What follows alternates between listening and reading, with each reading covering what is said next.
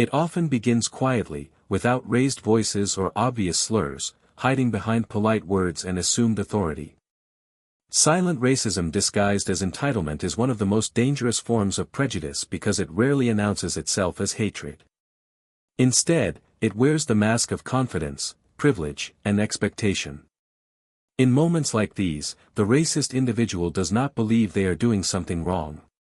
They believe they are correcting an imbalance, restoring what they feel is the natural order. When the black CEO sat in the VIP seat, the racist passenger did not see a qualified individual who earned his place. What they saw was a challenge to an unspoken rule that had existed in their mind for years, a rule that whispered certain spaces were never meant to be shared equally. This type of racism thrives in everyday environments where power dynamics are subtle but deeply ingrained. Airports, airplanes, business lounges, and first-class cabins become stages where entitlement feels justified. The racist passenger did not shout insults or cause a public scene at first. Instead, they leaned into quiet confidence, assuming the staff would agree, assuming their discomfort mattered more than another man's right. The words may have sounded calm, even reasonable, but the message beneath them was clear: I deserve this more than you. That belief did not come from the ticket price or airline policy. It came from years of conditioning that linked worth to skin color, authority to appearance, and leadership to a narrow image that excluded people who looked like the CEO. Silent racism often relies on social pressure to do its work. When the demand was made, the surrounding passengers became part of the system without saying a word. Some avoided eye contact. Others watched closely, curious but unwilling to intervene. Silence became permission. Entitlement grows stronger when it senses compliance, when no one challenges the assumption that one person's comfort outweighs another's dignity. In that moment, the racist passenger felt empowered not because they were right, but because they expected the world to bend in their favor, as it always had before. What makes this form of racism so painful is how isolating it feels to the person targeted. There is no clear accusation to defend against, no obvious insult to call out. The black CEO was not being attacked directly, yet his presence was being questioned. His success was being doubted. His right to belong was being silently challenged. This is how entitlement works: it reframes exclusion as normalcy and discrimination as inconvenience. The racist passenger did not see themselves as cruel. They saw themselves as someone protecting their comfort, their status, their perceived superiority. This entitlement is learned, reinforced through repeated experiences where bias goes unchecked. When society rewards certain individuals with immediate belief and unquestioned authority, they begin to expect it everywhere. When they are rarely told no, any refusal feels like injustice. Seeing a black man confidently occupying a VIP seat disrupted that expectation. It forced the racist passenger to confront a reality they were not prepared to accept: that success, power, and status are not reserved for one race. Instead of adjusting their worldview, they tried to remove the discomfort by removing the man. Silent racism is particularly dangerous because it places the burden of response on the victim. The black CEO was expected to explain himself, justify his presence, prove his worth, all while maintaining composure under scrutiny. Entitlement assumes the right to question without being questioned back. It assumes the right to disrupt someone else's peace without consequence. The racist passenger did not worry about embarrassment or accountability, because entitlement had taught them that the system would protect them. Yet moments like these expose the fragility of entitlement. When confronted with calm confidence, with unshaken self-belief, the power dynamic begins to shift. Silent racism relies on intimidation and expectation, not strength. It collapses when it meets someone who refuses to internalize it. The CEO's quiet presence challenged more than a seat assignment. It challenged the assumption that power always speaks loudly and that worth must be announced to be recognized. In that confined space, surrounded by strangers, silent racism revealed itself not through anger, but through fear, fear of losing dominance, fear of equality, fear of a world where entitlement no longer guarantees control. Public humiliation versus private confidence is a battle that plays out most intensely when the audience believes the outcome is already decided. Public humiliation is loud even when no one is speaking, amplified by stares, whispers, and the uncomfortable awareness of being watched. It thrives on exposure, on the idea that embarrassment will force compliance. In that moment on the flight, the black CEO stood at the center of an uninvited spotlight, where every movement was observed and silently judged. The situation was designed to make him feel small, to suggest that resistance would only deepen the shame. Public humiliation depends on the belief that dignity is something others can take away if they apply enough pressure. Private confidence works differently. It does not announce itself or seek validation. It lives internally, steady and unshaken, rooted in self-knowledge rather than external approval. While the cabin watched, the CEO was not calculating how to escape embarrassment but grounding himself in who he was and what he had earned. Private confidence is built long before moments like these, shaped through years of overcoming obstacles, enduring doubt, and proving oneself in spaces that were not designed to be welcoming.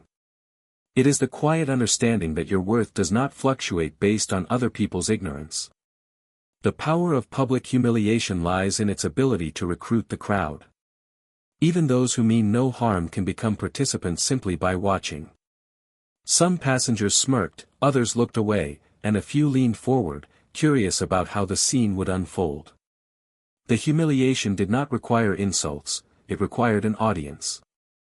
The racist passenger relied on that audience to apply pressure, assuming the CEO would choose silence or retreat rather than endure further attention. This is how public spaces often become hostile, not through overt aggression, but through collective discomfort that isolates the individual being targeted. Private confidence neutralizes that pressure by refusing to perform the role expected of the victim. The CEO did not react with anger or defensiveness, which would have validated the idea that he was out of place. Instead, his composure disrupted the narrative. Confidence, when it is genuine, does not need to argue for its existence. It simply remains. That stillness becomes unsettling to those who expect submission. The more the situation demanded an emotional reaction, the more powerful his calm became. Public humiliation tries to strip away identity, reducing a person to a moment of vulnerability. In contrast, private confidence restores wholeness. The CEO was not defined by the seat, the accusation, or the stares. He carried with him the knowledge of boardrooms navigated, companies built, and decisions made under pressure far greater than a tense cabin. That inner history acted as armor, invisible to others but deeply felt. While the cabin saw a man being questioned, he saw a test of character he had already passed many times before. The contrast between humiliation and confidence also reveals how power is often misunderstood. Many assume power belongs to those who can embarrass others publicly. In reality, true power lies with those who can remain intact under scrutiny. The racist passenger attempted to assert dominance by making the situation uncomfortable, believing discomfort equaled control. But discomfort loses its effectiveness when the target refuses to internalize it. The CEO's calm shifted the balance, transforming the spectacle into a reflection of the aggressor's insecurity rather than his own vulnerability. Private confidence also protects against the long-term damage of such encounters. Public humiliation can linger, replaying itself in the mind long after the moment has passed. But when confidence is internalized, those memories lose their sting. The CEO was not absorbing the shame intended for him, he was recognizing it as a projection of someone else's bias. That distinction is crucial, because it prevents the erosion of self-worth that silent, repeated humiliations can cause. In that confined space, two forces collided. One relied on exposure, pressure, and the expectation of submission. The other relied on self-assurance, restraint, and an unshakable sense of identity. The audience may not have understood it in the moment, but the real confrontation was not about a seat or a policy. It was about whether dignity comes from public approval or private certainty, and which of the two would ultimately hold its ground the moment authority was questioned did not arrive with raised voices or dramatic gestures, but with a quiet disruption of expectations. Authority is often assumed to be visible, tied to uniforms, titles spoken aloud, or the confidence of those accustomed to being obeyed. On that flight, the racist passenger believed authority belonged to them by default, reinforced by age, appearance, and a lifetime of unchallenged privilege. When they pointed toward the VIP seat and demanded action, it was not a request but an assumption that their word carried more weight than the man sitting there. Authority in public spaces like airplanes is usually enforced through systems rather than individuals. Staff members are trained to maintain order, avoid conflict, and satisfy customers quickly. This creates a fragile hierarchy where authority can be influenced by pressure, tone, and perceived status. The racist passenger leaned into this vulnerability, confident that the situation could be resolved in their favor simply by asserting dissatisfaction. Their confidence did not come from policy knowledge but from the belief that their voice would be trusted first. When the black CEO's right to remain seated was questioned, it exposed how easily authority can be redirected away from fairness.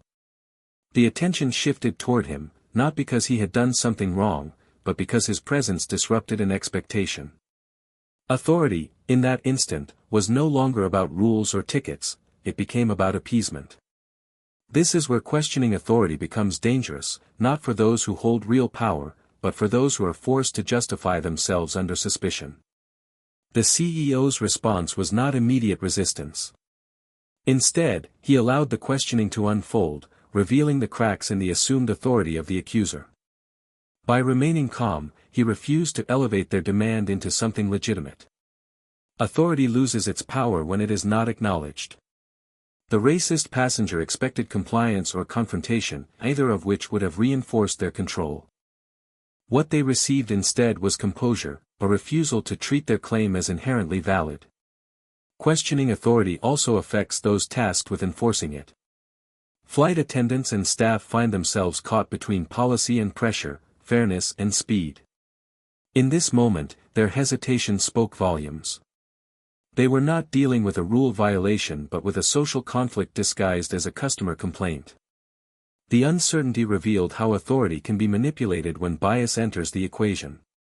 The CEO was being evaluated not on his ticket, but on whether he fit the unspoken image of someone who belonged in that seat. As the questioning continued, the dynamic subtly shifted. Authority began to unravel, not through argument, but through exposure. The longer the situation lingered, the more obvious it became that the demand was rooted in prejudice rather than policy. Other passengers began to sense the imbalance. What initially looked like a routine adjustment started to feel like an injustice unfolding in real time. Authority, when questioned publicly, must either justify itself or collapse. The CEO's presence forced that reckoning. He did not need to announce his status or raise his voice to reclaim authority. His certainty acted as a mirror, reflecting the baselessness of the challenge. True authority does not panic when questioned, it remains consistent. The racist passenger, however, grew increasingly unsettled as their assumed control failed to produce immediate results. Their authority had been performative, dependent on quick compliance and institutional backing. This moment revealed a deeper truth about power. Authority that relies on bias is inherently unstable. It requires constant reinforcement through fear, intimidation, or social pressure. When those tools fail, the authority dissolves. The CEO's quiet resistance demonstrated that legitimacy comes from alignment with truth, not from the volume of one's demand. The questioning of authority, intended to remove him, instead exposed the emptiness of the claim against him. In spaces where authority is often taken for granted, moments like this are rare but revealing. They show how easily systems can be swayed and how necessary it is for individuals to hold their ground with dignity.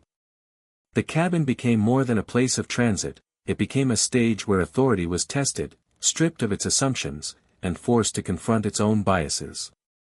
The challenge meant to diminish one man instead illuminated the fragile foundations upon which false authority is built. Patience under pressure is often misunderstood as weakness, especially in moments charged with injustice.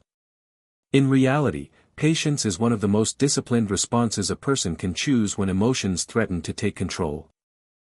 Under pressure, most people feel an instinctive urge to react immediately, to defend themselves loudly, or to push back with the same intensity they are facing. In the cabin, surrounded by curious eyes and quiet judgment, the pressure was intense and unrelenting.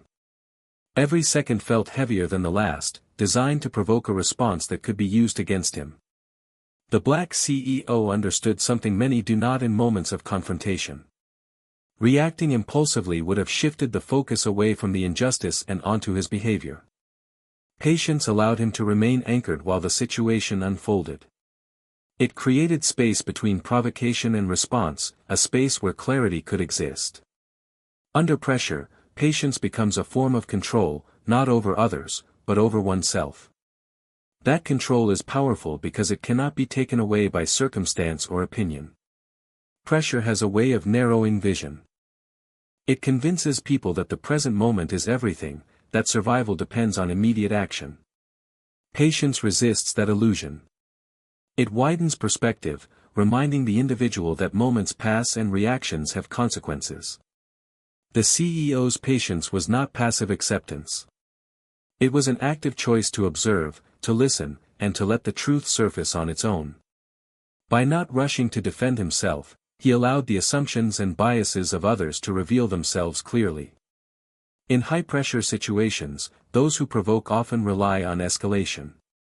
They expect anger, embarrassment, or fear, because those emotions make people predictable.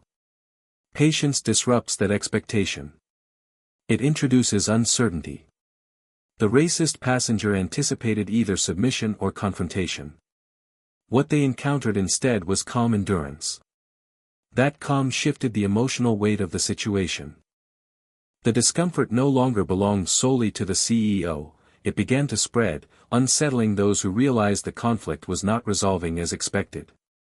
Patience also communicates confidence without words. It signals that one does not feel threatened by the accusation or demand. The CEO's stillness suggested he knew something the others did not, that he was secure in his position regardless of how the moment appeared. Under pressure, this kind of patience becomes a statement of self-belief. It says that dignity is not something to be bargained for or defended in haste.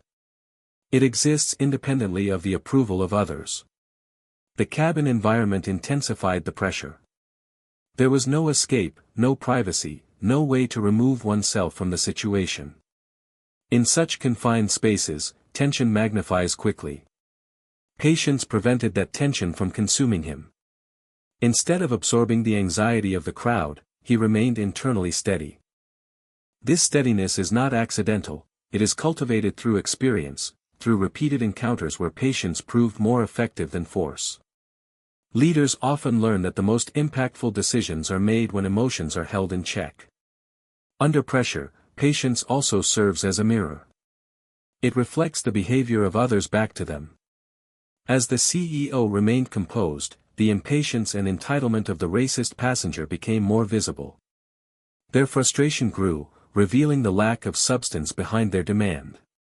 Patience exposed the imbalance in the interaction, highlighting who was acting from principle and who was acting from prejudice. The longer the calm endured, the more unreasonable the provocation appeared. This form of patience requires courage. It takes courage to stand still when one is being wronged, to trust that restraint will not be mistaken for weakness. The CEO accepted that risk because he understood the alternative. A heated reaction could have justified further scrutiny or even removal. Patience protected him from becoming a spectacle. It allowed the situation to remain focused on the injustice rather than his response to it. In moments of intense pressure, patience preserves agency. It ensures that choices are made deliberately rather than impulsively. The CEO did not allow the situation to dictate who he would become in that moment. He chose composure over chaos, restraint over reaction. That choice slowly shifted the balance of power. What began as an attempt to control him through pressure transformed into a demonstration of inner strength that no amount of external force could fracture. The comeback no one expected was not loud or theatrical, and that is precisely why it carried such force. Everyone in the cabin anticipated a predictable outcome, either the quiet removal of the man they assumed did not belong or an emotional confrontation that would justify their assumptions. Expectations were shaped by bias, by years of seeing similar situations end the same way. The racist passenger believed the story had already been written, that authority and entitlement would prevail without resistance. What unfolded instead challenged every assumption in that space. A true comeback does not rush.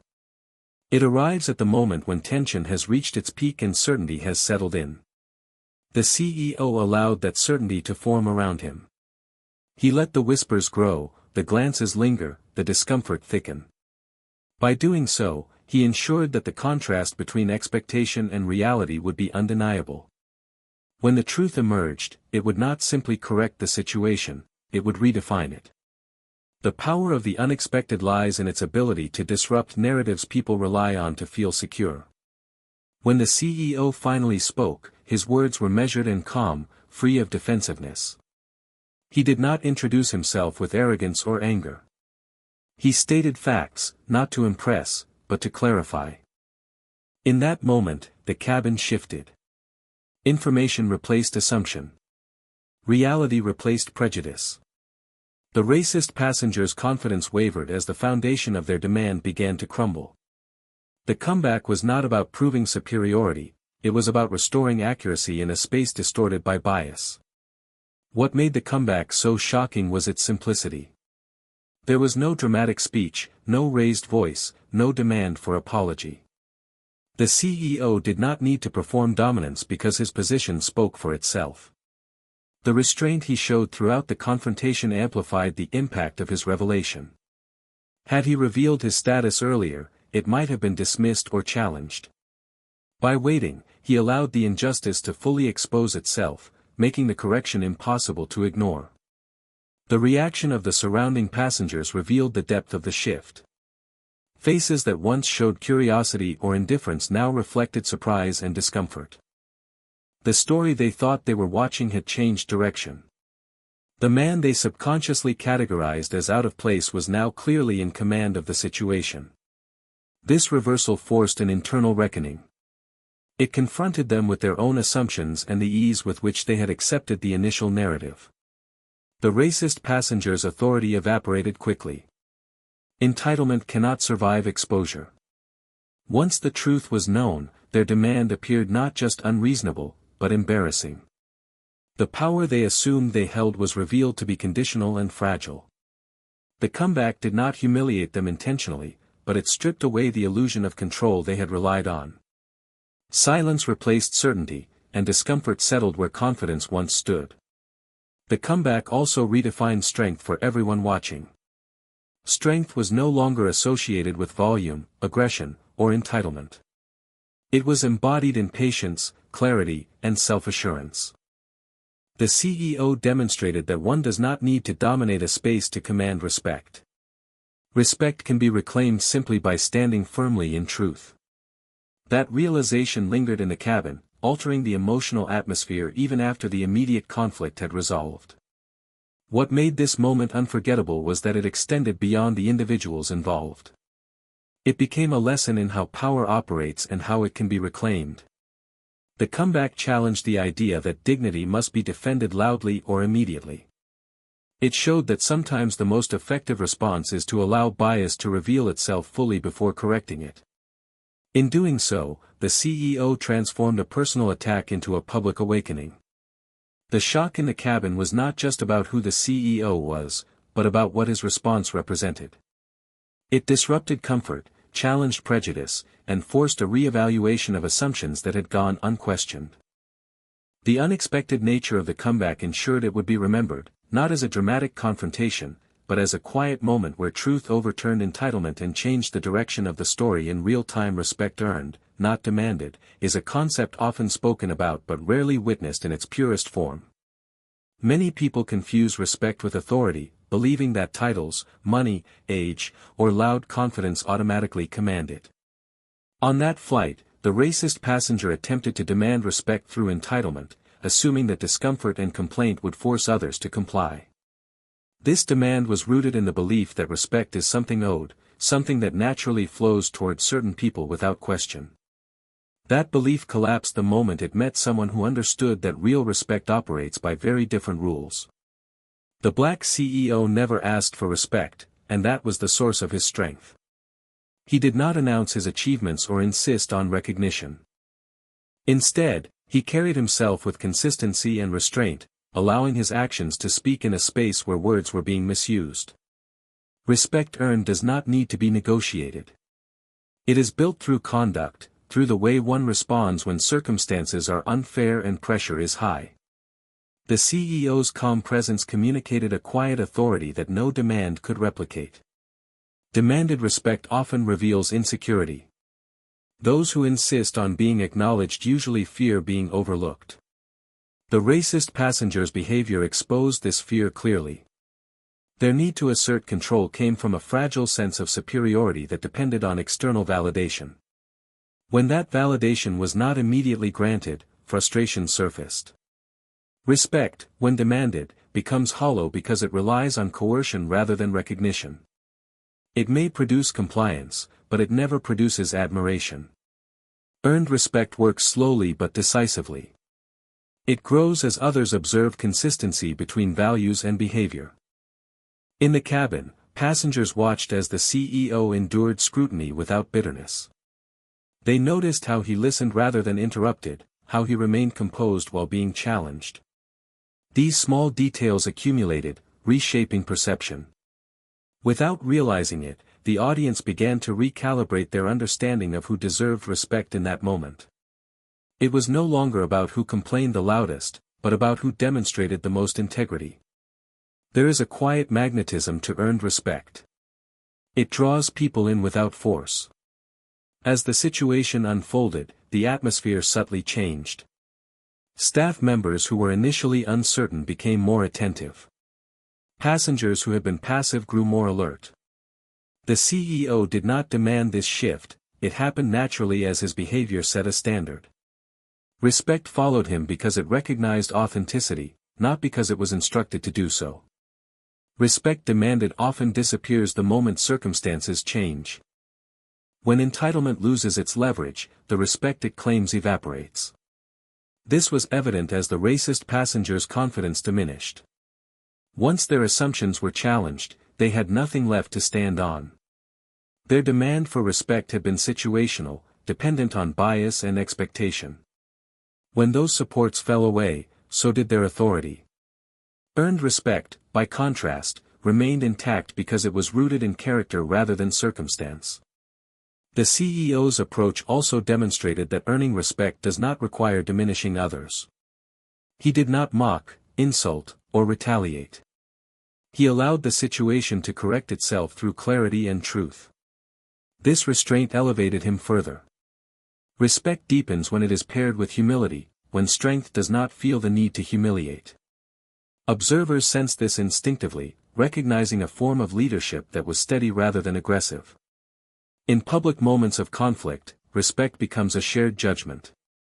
People decide, often subconsciously, who embodies fairness and who embodies self-interest. The CEO's behavior aligned with fairness, while the racist passenger's behavior aligned with entitlement. This contrast made the outcome inevitable. Respect gravitated toward the one who upheld dignity under pressure. It was not granted by policy or forced by argument, it emerged through recognition. What lingered after the confrontation was not the specifics of the dispute, but the impression left behind. Earned respect has a lasting quality. It stays with witnesses long after the moment passes, influencing how they interpret similar situations in the future. The CEO's conduct planted a quiet lesson in that cabin, one that challenged assumptions about power and status.